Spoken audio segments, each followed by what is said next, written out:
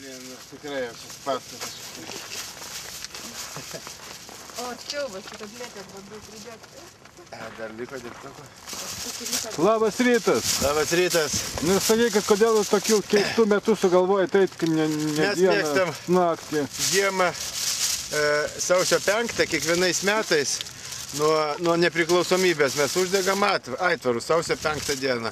O šiandien ne tik uždegam, bet dar ir išeinam į 4300 km ilgio kelionę. Bent jau aš tai eisiu. Kitiems į darbą. O kodėl negalima buvo šviesesnių paros metų?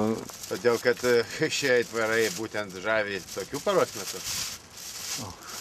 Kai nėra žmonių, kai nieks nemato, tik tai pasislėpę aitvarų leidėjai gali juos pamatyti. Ir išprotėję keliautojai. Nu teisingai, dieną gal policija net prisistatytų. Nu taip, sakytų, kas čia dabar, ką jūs čia darot prie automobilio, gal norit kokią čia teraktas.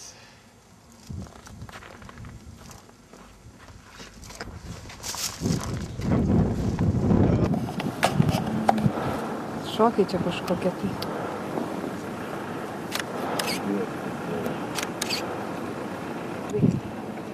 Jis yra biški kvailas, žinau, tas balionas. Tai dvasia būtybė. Apskritas, tai jis geriau kyla, kai jis pailgas, jis blogiau. Tai gyva būtybė galima sakyti kvailas. O ne, tai balionas. Gyva yra. Na kągi, aš turiu eiti ponai, nes, kaip sakoma, laikas yra po to man mašinos ir taip toliau, ir taip jau užsivėlinau labai. Nu tai linkim didžiausios sėkmės, sveikatos. Taip, man jos prireiks tikrai. Ačiū Jums, brangieji, kad atėjot išlydėti. Jūs atstovaujat visos Lietuvos vyrus ir moteris. Vyrus ir moteris. O, gerai, duok.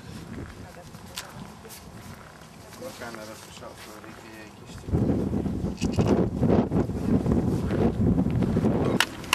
Na ką?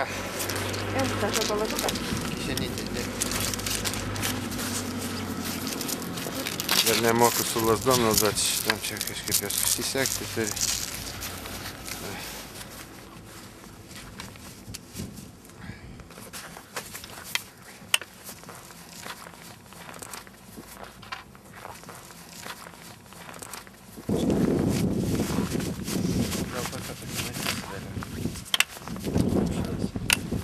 Na ką?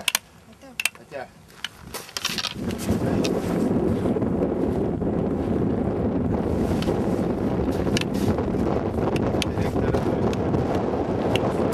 Iki. Iki. Brangusis, ačiū, kad atvykai. Skambinkit, rašykit. Jo. Reikia jo šitą pagrindė.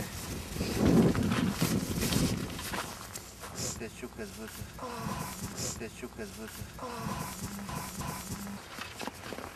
Nu. Lietuva! O tai va. Ir dar kartą čia gal.